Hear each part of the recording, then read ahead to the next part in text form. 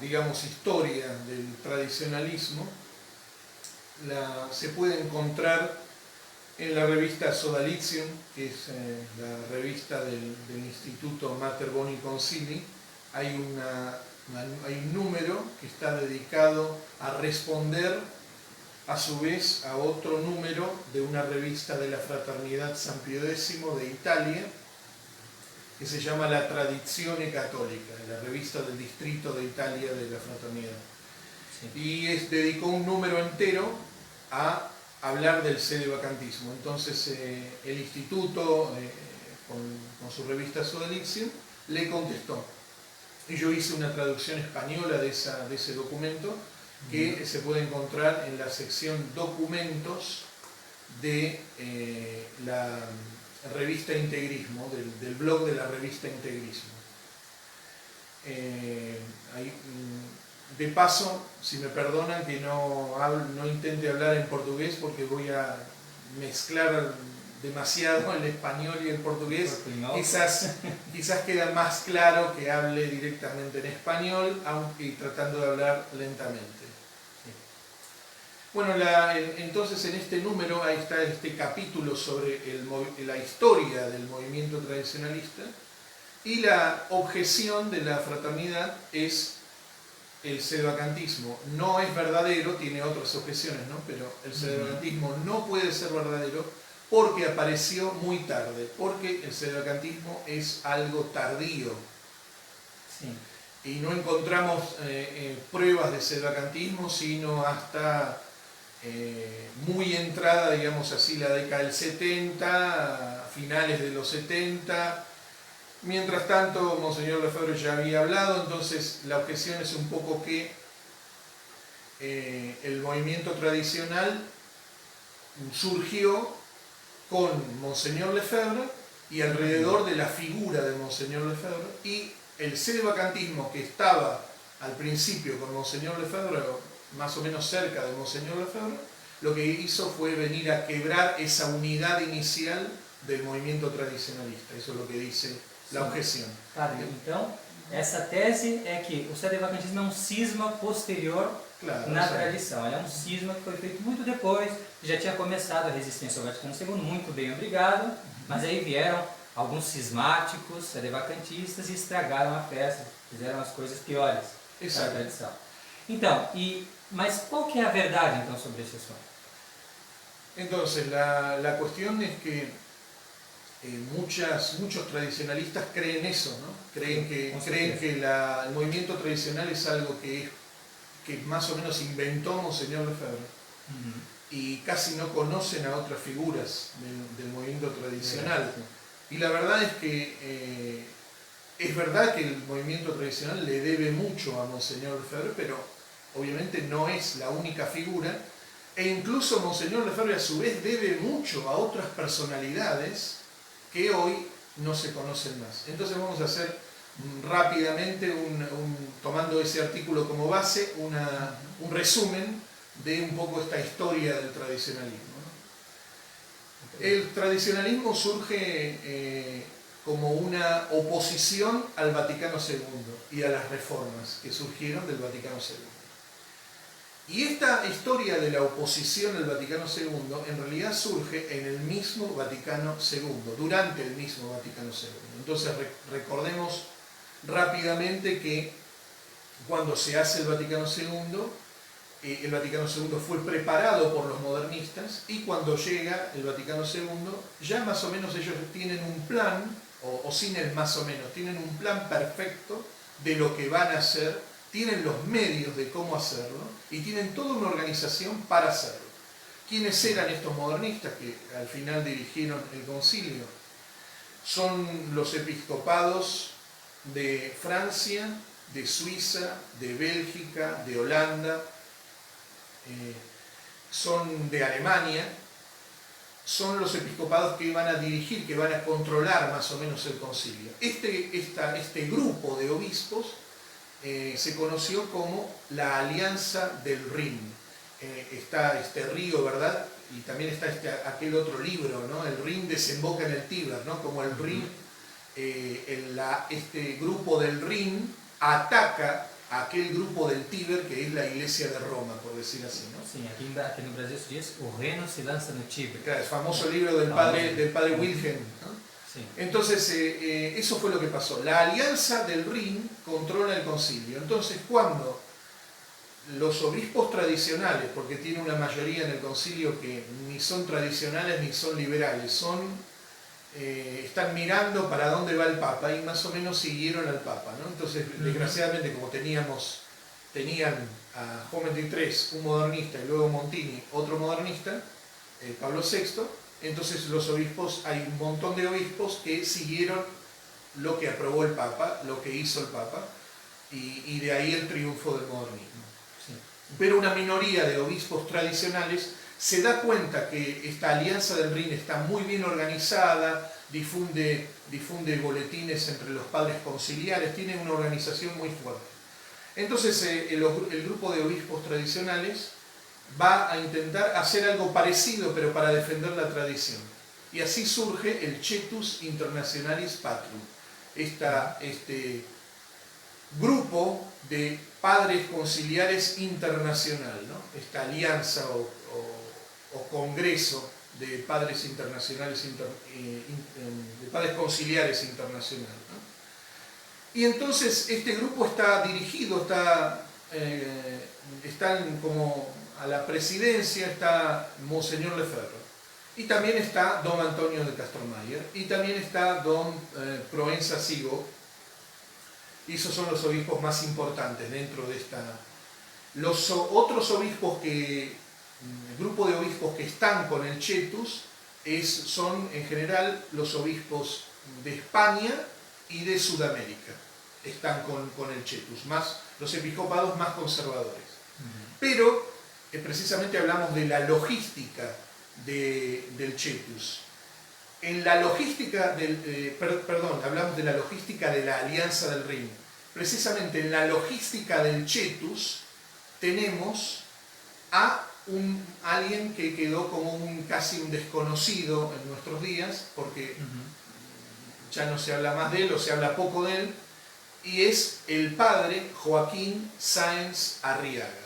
El padre Joaquín Sáenz Arriaga es un jesuita mexicano, y él está encargado con un grupo de católicos mexicanos, latinos que lo apoyan, él está encargado de la logística, él está encargado de imprimir boletines, folletos, dar a los padres conciliares.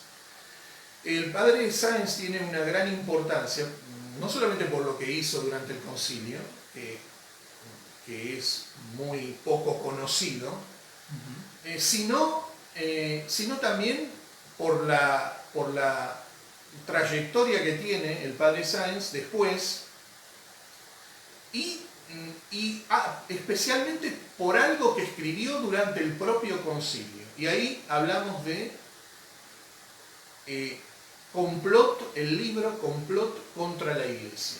El libro Complot contra la Iglesia tiene como autor a un cierto Maurice Pinet, que eso es un seudónimo porque es el padre Sáenz con un grupo de católicos mexicanos. Y entonces este grupo, entonces el padre, hace este libro, y este libro surge con las primeras batallas del Vaticano II. Hay muchos tradicionalistas que saben que el Vaticano II se enseñó, y van a ser los puntos que después los tradicionalistas se van a oponer. Sí. Enseñó la libertad religiosa, la colegialidad, el ecumenismo, eso es bastante conocido. Pero hay una cuestión que es anterior a la nueva misa y a todas estas cosas, que es la cuestión judía. El Vaticano II, la primera cosa que quiere hacer es cambiar la doctrina de la Iglesia acerca del judaísmo. Y esa va a ser la primera batalla de los tradicionalistas en el concilio, oponerse a Nostra Aetate, al documento que va a cambiar la doctrina sobre el judaísmo. El padre Sáenz tiene este libro, Complot contra la Iglesia, donde dice que se está tratando de cambiar, de forzar un cambio, de que la Iglesia cambie su doctrina sobre el judaísmo, y hay grupos de presión judíos que están esperando eso, que están luchando para que eso se dé, porque una iglesia que cambia su doctrina no puede ser divina. Eso es una primera cosa que dice el complot contra la iglesia. Y si ustedes se fijan, ya hay un sedevacantismo, digamos así, en su estado primigenio, un pre-sedevacantismo, por decir así, ya está el principio puesto. Si una iglesia que se contradice no es divina, no es la iglesia. Entonces, si lo que vamos a ver en el concilio es que esta aparente iglesia enseña otra doctrina diferente de la iglesia, en este caso sobre el judaísmo, entonces esa no es la iglesia. Eso es sedevacantismo. Padre, me parece importante salientar que esse livro, Complô contra a Igreja, ele foi distribuído aos padres conciliares. A los padres conciliares. Logo na abertura do Vaticano II. A todos los padres conciliares fue dado en mano la edición italiana de este libro, que después tiene ediciones en otros idiomas. Pero la primera edición, la edición italiana, fue entregado en mano por la logística que dirigía el padre Sáenz a cada obispo durante el Vaticano II. Ese es un primer principio que va a tener, un principio interesante que va a poner Complot contra la Iglesia. El segundo principio es que, o el segundo punto que me parece importante de este libro, es que va a hablar hablando de esta cuestión judía, del cambio de la doctrina sobre el judaísmo, va a hablar de la infiltración que hubo, el libro habla sobre la infiltración también judía en la iglesia, como hay infiltración masónica, etcétera, modernista. Y este libro va a hablar de esa infiltración. Y va a recordar que en el pasado ya existió un peligro de infiltración. Incluso va a hablar de aquel antipapa judío que era Pierre Leone, Anacleto II. Y entonces esa mención de Anacleto II, infiltrado en la iglesia, antipapa, combatido por San Bernardo, no es inocente. Está mencionado en el contexto de este cambio de doctrina que pretende el Vaticano II, y entonces hay una especie de paralelo con la situación actual. Es decir, primero dijo, si la iglesia cambia su doctrina, no es la iglesia. Y luego menciona el caso histórico de un antipapa. Y entonces, ¿qué es lo que pretende decir? Así como hubo una infiltración en el pasado y hubo un antipapa, un falso papa, así puede estar pasando hoy. Es una comparación ahí implícita. Así puede estar pasando hoy si se logra ese cambio, probablemente sea porque los infiltrados lo lograron. Como con Anacleto II, el falso papa. Aquí también quizás un falso papa está tratando de cambiar la doctrina. Ese es el libro un poco Complot contra la Iglesia. Entonces, la cuestión es que la cuestión sedevacantista de alguna manera ya está planteada durante el propio Vaticano II. Es decir, no se puede buscar una fecha de nacimiento de la posición sedevacantista, la posición de la sede vacante, una fecha de nacimiento más oficial, más solemne que el propio Vaticano II, ¿no? Durante las sesiones del Vaticano II. Eso es un poco la obra del padre Sáenz, hablando así rápidamente durante el concilio. Entonces es importante mencionar lo que hizo. Luego el padre Sáenz, inmediatamente después del concilio, él va a ver estos errores del Vaticano II, y él coherentemente va a decir que Pablo VI, que promulgó el concilio, que enseña estos errores, no es papa, no puede ser papa. Y entonces así va a escribir una serie de libros como Sede Vacante, La Nueva Iglesia Montiniana, Cisma o Fe, ¿por qué me excomulgaron? Porque lo excomulgó su obispo al padre Sáenz, y eso fue muy reciente, fue luego después del concilio, no tardó mucho en suceder. Entonces está el caso del padre Sáenz. Se puede decir, el tradicionalismo existe, podemos decir, gracias en gran parte, es verdad, a Monseñor Lefebvre, pero también existe gracias al padre Sáenz. Y esa lucha se pudo llevar durante el concilio gracias al padre Sáenz. Entonces es importante que los católicos conozcan esto. Luego está del padre Sáenz, en los primeros años ya del concilio, en los primeros, tenemos a otra figura que hoy es casi desconocida también, el abbé de Nantes, el abbé Georges de Nantes.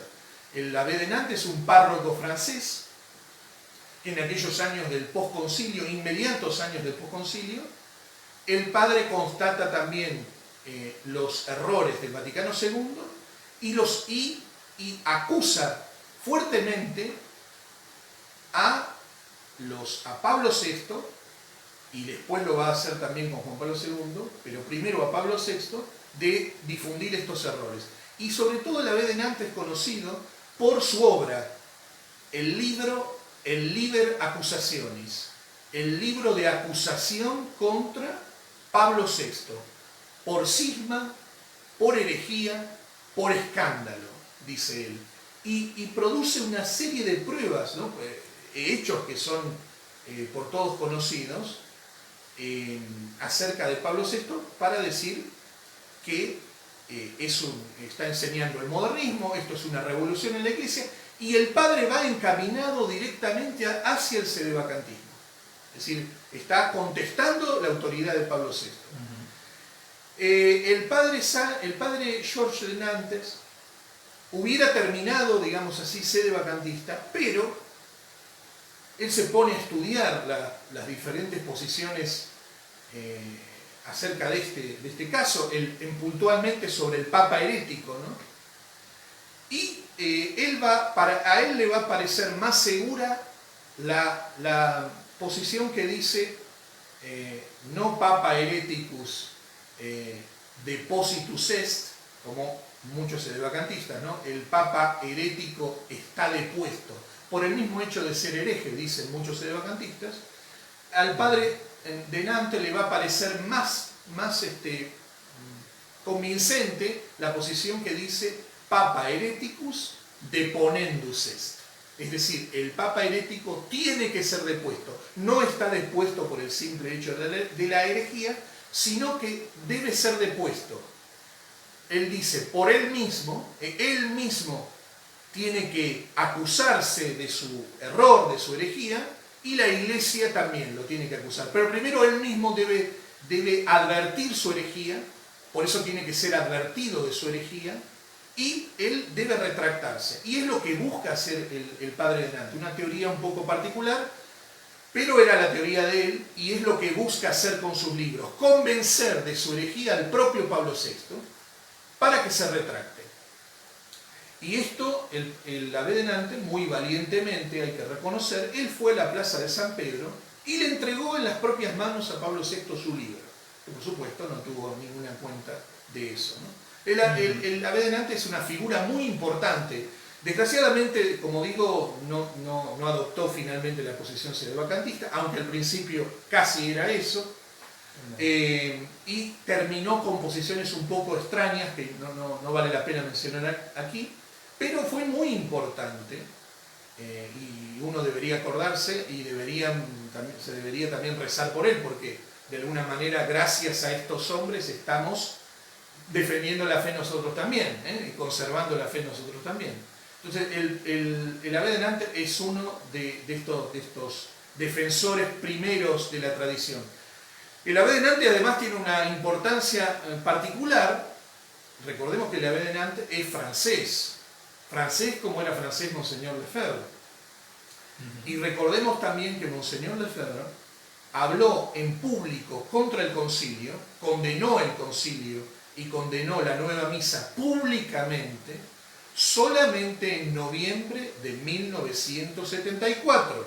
Eso hay que tenerlo en cuenta, o sea, prácticamente casi 10 años después del concilio. Mientras tanto, muchos otros ya lo habían hecho, como Padre Sáenz Arriaga y como el padre de Nantes. En el caso del padre de Nantes, en particular, existen cartas con las cuales el padre de Nantes pedía a Monseñor Lefebvre, casi le suplicaba, que se pusiera a la cabeza de los padres tradicionales, como después hizo, pero en aquellos años, antes de que hablara en público, le pedía, y en ese momento no se manifestó Monseñor Lefebvre. Esa es la realidad, se manifestó mucho después. Bendito sea Dios que se manifestó, pero anteriormente no lo había hecho. Y cuando otros sí lo habían hecho, y en público, y habían pagado el precio de manifestarse públicamente.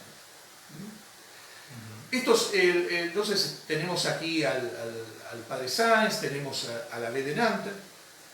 Otra figura interesante, por ejemplo, en Argentina, teníamos al doctor Di Sandro. El doctor Di Sandro, no menciono acerca de sus ideas, porque tenía varias ideas sobre las cuales se puede discutir bastante, pero lo importante en esta especie de resumen que hago es que ya durante el propio Vaticano II, el doctor Di Sandro está constatando que hay errores graves del Vaticano II que se están manifestando, y él ya está hablando de la sede vacante durante los años del concilio mismo, mientras el concilio está siendo desarrollado. Todavía no terminó y está hablando él ya de eso. Y hay otras figuras también que estaban hablando de eso. En Argentina, por ejemplo, también los tradicionalistas conocen mucho al padre Membiel, al padre Julio Membiel, que es especialista en cuestiones que tienen que ver con el tema de los judíos, y al padre Castellani también, Leonardo Castellani, que hablaba un poco más de la Sagrada Escritura, pero estas figuras, más allá de que las posiciones que tuvieron el padre Castellani o el padre Membiel, o las posiciones que al final adoptaron o que nunca terminaron de adoptar, es verdad. Sin embargo, tanto el padre Sáenz, el padre Membiel como el padre Castellani se interesaban por estas cuestiones. Había mencionado el padre Castellani, al menos en un escrito, cuya copia yo vi, que Pablo VI era un hereje. O también el padre Membiel, que había recibido directamente al padre Sáenz en su casa, en aquellos años inmediatos del posconcilio, en su casa que tenía en Buenos Aires, que era la casa de ejercicios espirituales, que todavía está en Buenos Aires. Entonces esta figura ya estaba el asunto sedevacantista, ya estaba sobre la mesa. Y no se horrorizaban, ni se escandalizaban, ni lo tomaban como un tabú, como hacen muchos tradicionalistas hoy en día, que no se puede hablar y parece un horror, como si fuera un monstruo, el sedevacantismo. Entonces, y también hay otras figuras. También tenemos la figura del padre Barbará, otro sacerdote francés muy importante, director de una revista que se llamaba Fort dans la foi. El padre Barbará también habla públicamente en aquellos años, fue colaborador de Monseñor Lefebvre también, en finales de la década del 60, comienzos de los años 70, todo ese periodo habla el padre Barbará. También el padre Guérard de Laurier. El padre Guérard de Laurier es el autor principal del breve examen crítico del Novus Ordo Missem, que fue firmado por los cardenales Ottaviani y Bacci, pero que el padre Guérard es el autor principal, no son los cardenales los autores. Libro que tampoco está firmado por Monseñor Lefebvre. Entonces ya hay una oposición y ya está la cuestión. Y el padre Guérard va a decir, primero va a partir con su tesis de la cuestión del Vaticano II, de los errores del Vaticano II, en particular acerca de la libertad religiosa. Pero también él va a decir, él que es autor principal del breve examen, él va a decir, los manuales dicen, lo dice en una famosa reunión con sacerdotes en Francia, los manuales dicen el Papa es infalible cuando promulga la liturgia para toda la Iglesia. No puede haber errores en la liturgia del Papa, no puede haber errores en la liturgia de la Iglesia. Por lo tanto, la nueva misa es una prueba más de que Pablo VI no es ni puede ser Papa. Entonces, eso ya está.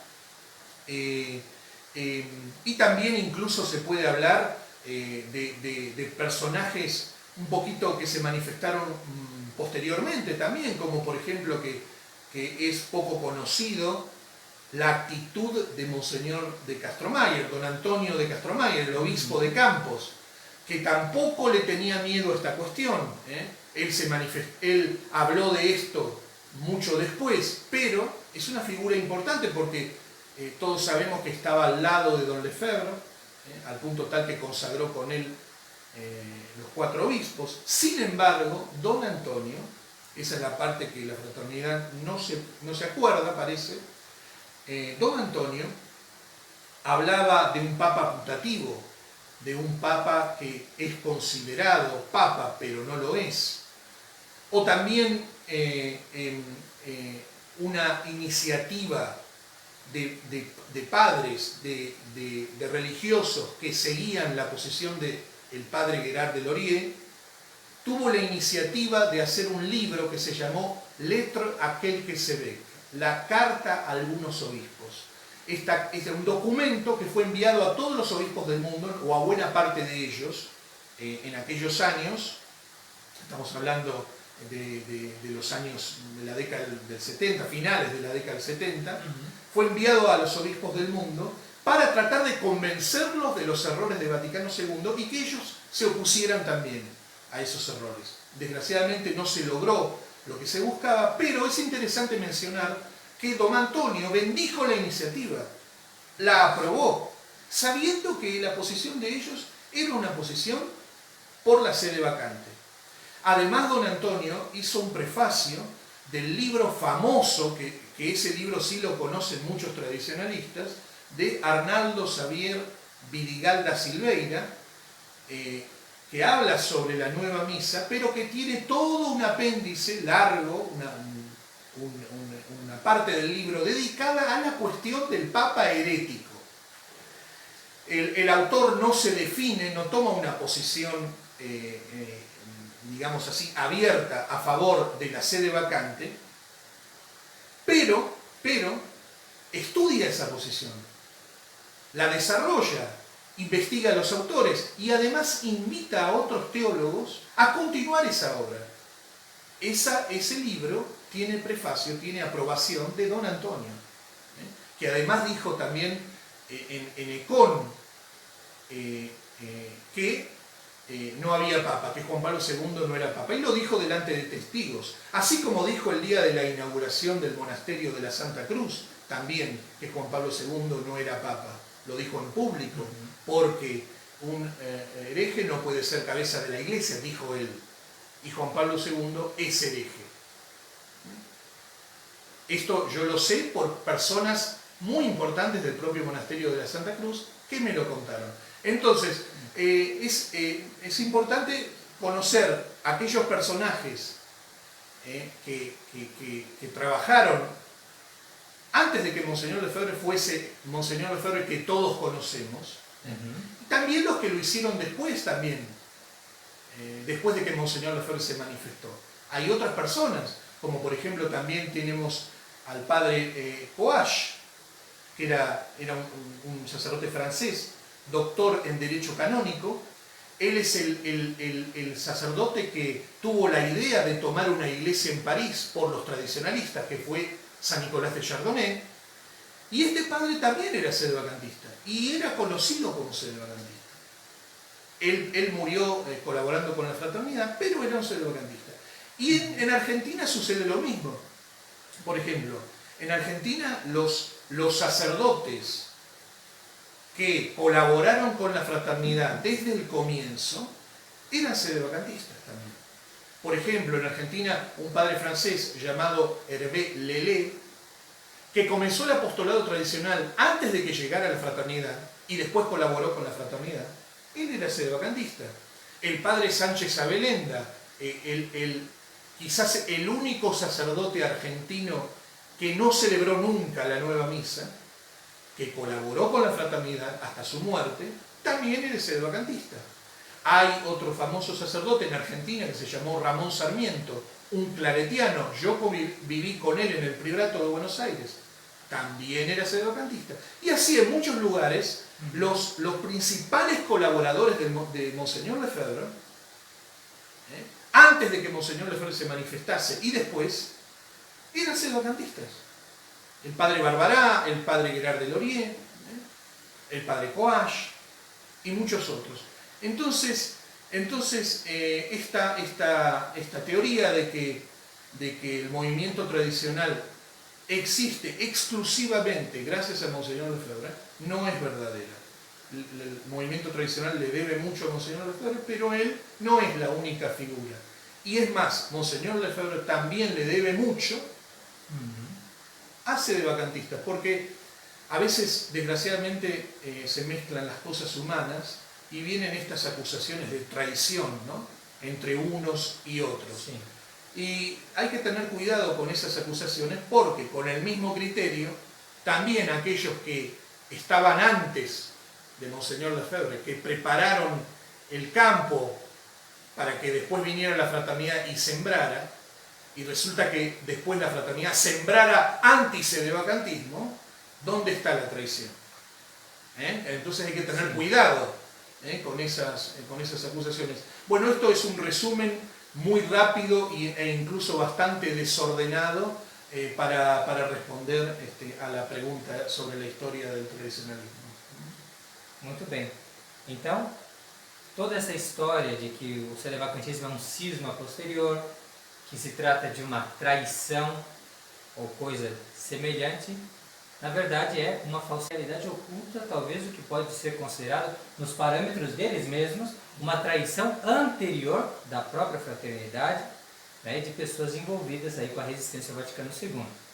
E padre, que lição que essa história, ou melhor, este fato que nós testemunhamos hoje, que apesar de todas essas pessoas, muitas dessas pessoas que nos acusam, até terem algum conhecimento sobre a história, o sedevacantismo, o movimento tradicional, a importância desses autores, o que isso nos ensina, né, sobre essa atitude deles, o que isso nos ensina, que lição que nós devemos levar, né, de esse continuado mito tradicionalista que é apregoado ontem e hoje, né, incessantemente, o que isso nos ensina sobre a posição e a atitude desses tradicionalistas da fraternidade, da dita resistência e outros grupos. Lo que creo que nos enseña es que, desgraciadamente, por tener una posición que es falsa y que no se decide, digamos, por la verdad íntegra, entonces desgraciadamente eso a la larga genera errores, genera caídas, genera precisamente traiciones en realidad. Entonces yo recuerdo, por ejemplo, me acuerdo muy bien, estaba en la fraternidad cuando Campos firmó el acuerdo, que firmó triste acuerdo con el Vaticano, don Licinio firmó lo que nunca debería haber firmado, ¿verdad? Pero, como pasa con la historia del tradicionalismo, ¿no? Los antiguos decían historia magistra vitae, la historia es maestra de vida, la experiencia nos enseña mucho. Entonces ahora tenemos algunos que van a criticar a Campos por la fraternidad, la resistencia, se van a rasgar sus vestiduras diciendo, miren, resulta que celebran la misa nueva, miren, resulta que don Fernando hace ecumenismo, miren todo lo que pasa. Pero habría que acordarse un poquito más y mirar un poco, hacer un examen de conciencia hacia adentro, porque yo me acuerdo bien que en realidad quien llamó a Campos a la Unión Sacerdotal San Juan María Vianney a dialogar con los modernistas fue la propia fraternidad. Y en aquellos años, el padre Olanier, que todavía estaba en la fraternidad, que es uno de los sacerdotes más antiguos de la fraternidad y hoy forma parte del Instituto del Buen Pastor, ese padre les dijo, ustedes hagan el acuerdo. La fraternidad no lo quería en ese momento. Ustedes hagan el acuerdo, nosotros lo vamos a hacer después. Y otra cosa es que una vez que los padres de campo firmaron el acuerdo, la fraternidad durante meses, yo recuerdo muy bien eso, durante meses no dijo nada para condenar ese acuerdo. Monseñor Felé se manifestó mucho después. Entonces, ¿por qué? ¿Qué quiero decir con todo esto? ¿Por qué Campos hizo lo que hizo? Sencillamente y simplemente por pasar años dentro del lefebrismo y por enseñar y defender el lefebrismo. Entonces, los padres de Campos coherentemente dijeron, si es el Papa, no se puede estar en lucha, en disputa, en desobediencia toda la vida con el Papa. Un día tiene que terminar, porque eso no es católico y desgraciadamente tenían razón. Entonces terminaron en ese acuerdo con Campos, entre Campos y el Vaticano. Pero no es solamente Campos. En España hay otra congregación que se llama Oasis de Jesús Sacerdote, que tristemente terminó reconociendo también Vaticano II, firmando un acuerdo con los modernistas. Y menciono solamente esas dos comunidades, como muchas otras, desde el Barrú a muchas otras comunidades. ¿Y por qué? Por falta de coherencia en los principios, por falta de principios católicos.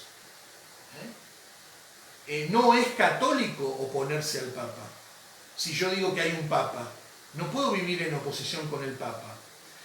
La fraternidad se pasa la vida explicándole a los fieles de que hay una especie de, enseña una especie de teología de la desobediencia, que no existe, que es patrimonio de la fraternidad.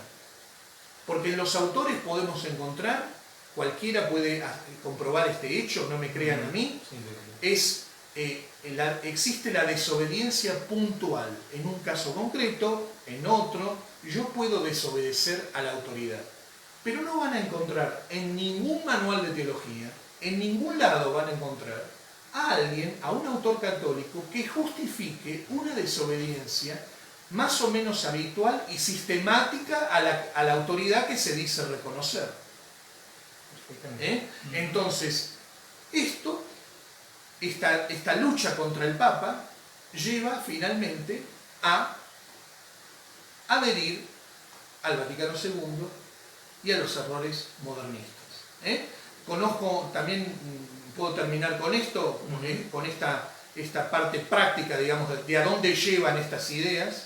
Hay un padre también, que era de la fraternidad, incluso se llamaba Emmanuel Berger, y le preguntó a Monseñor Tissier de Malherbe: Monseñor, ¿me puede explicar por qué, cómo se justifican las consagraciones episcopales contra la voluntad de aquel que nosotros reconocemos ser el Papa? Monseñor Tissier de Malherbe contestó, y es una respuesta textual, la pueden encontrar, yo acepté ser consagrado, dice, 10% por razones especulativas que en su momento expliqué a los fieles, y 90% porque me lo pidió Monseñor Lefebvre. Y Monseñor Lefebvre tenía la gracia de Estado, Monseñor Lefebvre tenía la gracia, el carisma, digamos así, para decidirlo. Y nosotros solamente lo seguimos. Eso es carismatismo. Eso es un culto de la personalidad inadmisible que desgraciadamente existe en la fraternidad. ¿Cuántas veces he escuchado yo decir, muchísimas veces, y todos lo sabemos, hay que adoptar esta postura? ¿Por qué? Y en realidad es porque lo dijo Monseñor Lefebvre. Hay que hacer como hizo Monseñor Lefebvre. Y entonces, como dice el padre en su revista Sodalicium, él dice claramente, los que nos combaten hoy a nosotros, si Monseñor Lefebvre, como estuvo varias veces por hacer, hubiese declarado la sede vacante. La última vez que estuvo cerca de eso fue en el año 86, el año del Congreso de Asís, donde hay un famoso sermón de Pascua, donde prácticamente casi concluye que podría ser necesario decir que este Papa no es Papa. Bueno, dice, si Monseñor Lefebvre hubiese hecho esto, como estuvo varias veces por hacer, los que hoy nos combaten serían sedevacantistas y combatirían la opinión contraria. ¿Por qué? Porque su jefe cambió de idea. Y lo que le preocupa a ellos es lo que dice su jefe. No es la doctrina, no es lo que dice el magisterio de la Iglesia. Reemplazaron a un hombre, el hombre de la providencia, como ellos dicen, lo reemplazaron por el magisterio. Entonces es gracioso porque en ese mismo número también el padre tiene un capítulo donde contesta a una objeción de la misma fraternidad que está diciendo Monseñor Tuc no es el hombre de la providencia. Y el padre le contesta, el de Sodalísimo, por supuesto que no es el hombre de la providencia. Felizmente no es el hombre de la providencia. ¿Por qué? Porque no necesitamos hombres de la providencia. Porque en la Iglesia lo tenemos todo. Y el hecho de que alguien mencione eso es indicativo de que hay una especie de carismatismo tradicional. Como en Brasil y en otros países hay un culto a otras personalidades, aquí son muy conocidas. Existe también a Monseñor Lefebvre, de otra forma, de otra manera, pero existe. Hay personas que incluso han tratado de refutar el sedevacantismo con citas de Monseñor Lefebvre, como si eso fuese suficiente. Exacto, entonces la parte práctica es precisamente no hacer estas cosas, no adherir a un hombre, adherir a la verdad católica tal como la enseña la Iglesia. A la Iglesia que está asistida divinamente y a todos los verdaderos papas que están asistidos divinamente. Y entonces, consecuencia de esto, consecuencia práctica, hay que asistir a la misa de sacerdotes íntegramente católicos que no pertenezcan a grupos no católicos o a grupos extraños o a grupos con ideas raras más o menos opuestas a la enseñanza de la Iglesia, o que hayan recibido el sacerdocio de manera extraña, no como la Iglesia lo pide. Entonces sacerdotes, la misa de sacerdotes íntegramente católicos y que no reconozcan, por supuesto, porque son católicos, que no reconozcan a Francisco, a sus inmediatos predecesores, y que no estén en comunión con él en la Santa Misa. Y eso es algo muy importante, porque de esa manera se salvaguarda nada menos que la santidad del sacrificio de la misa, que no tiene que ser manchado, profanado por la presencia de personas que difunden graves errores, de personas que están en estado de cisma capital con la Iglesia, como son los modernistas, que se infiltraron en la Iglesia, que ocuparon la Iglesia y hasta la sede apostólica. Muito bem, Padre Héctor Romero, muito obrigado por nos ter explicado sobre a questão histórica, nos ter trazido muitos e muitos fatos que não são realmente muito falados, não são muito conhecidos, e que estas pessoas que estão nesta ponte, chamada de Fraternidade São Pio X, ou Resistência, esta ponte para o modernismo, esta ponte para o acordo com os hereges modernistas, não gostam muito de dizer por aí, e pelo contrário, vem com uma versão da história falsificada, uma versão da história que não corresponde aos fatos. Muito obrigado, Padre Héctor, e eu peço que o Senhor encerre esse nosso vídeo com a sua bênção sacerdotal. Que Dios lo bendiga, bendiga a todos los que escuchen este video, al que bendiga a esta iniciativa de Controversia Católica, y que nos mantengamos todos, con la gracia de Dios, firmes en la fe. Amén.